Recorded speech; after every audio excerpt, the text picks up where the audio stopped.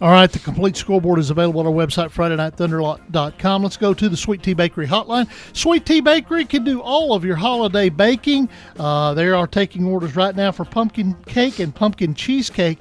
Absolutely delicious pumpkin cheesecake that Erica makes.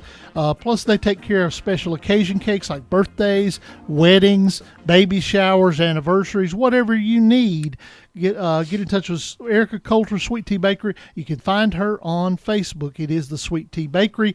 And the Sweet Tea Bakery hotline sends us Wade Neeley. He is the play-by-play voice for the Giles County Bobcats, and he joins us on our network station, WKSR, in Pulaski. Big win tonight for the Bobcats, Wade.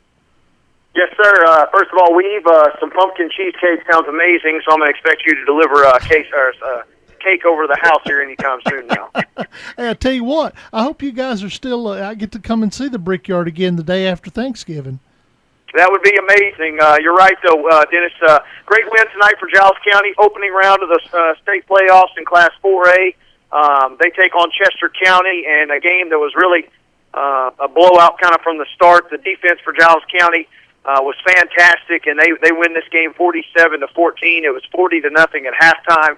And defense, even though offense is going to put up some numbers in a game like this, it was really set up by the defense. They had 2 interceptions, a forced fumble, and then 2 turnover on downs, and really kind of just put the Eagles on their heels a little bit. They wanted to run the football, and they couldn't do so tonight.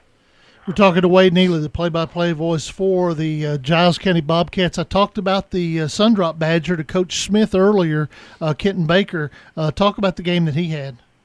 Oh, it was a fantastic game for Kenton Baker. A guy that we gave him that nickname a couple of years ago, and he's lived up to the billing again.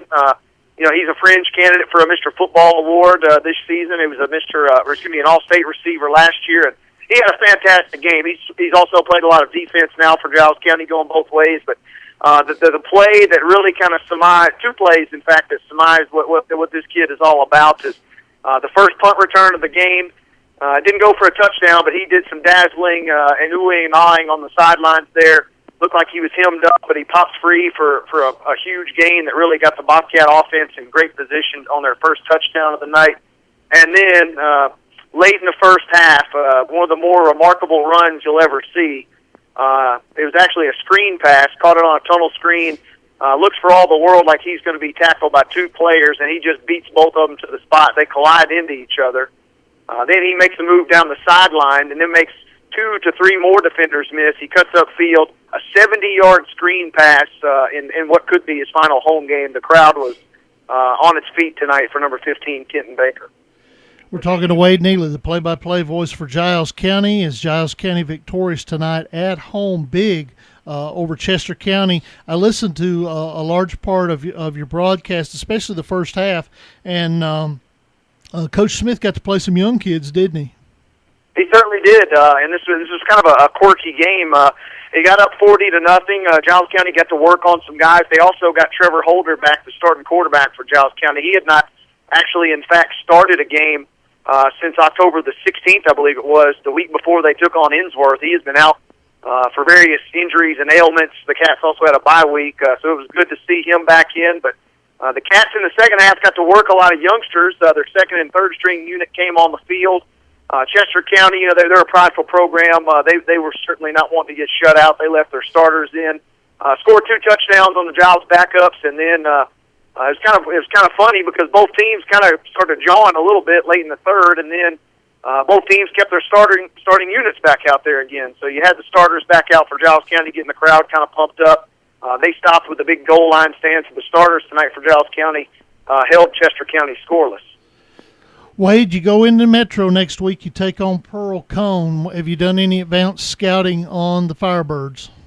Oh, this is going to be such a fun game, and the Giles County fans and the faithful have been forecasting this for a couple of weeks, anticipating a possible matchup. Obviously the scouting report on Pearl Cone is their rushing attack is going to be absolutely fantastic.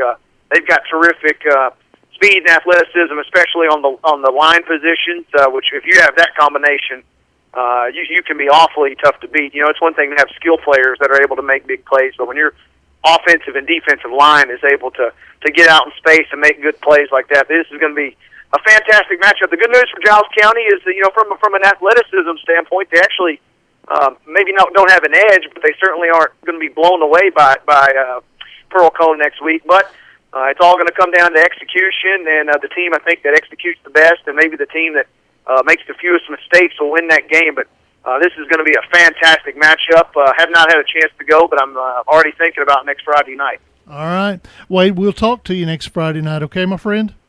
Hey, absolutely will do. I just wanted to say real quick before we get out of here, thank you so much for all that you guys do this season. We've had a fantastic ride with you guys over the last 2 years, and we look forward to many, many more broadcasts this season and Friday Night Thunder immediately afterwards. All right. Thanks a lot, Wade. We'll talk to you next week, okay?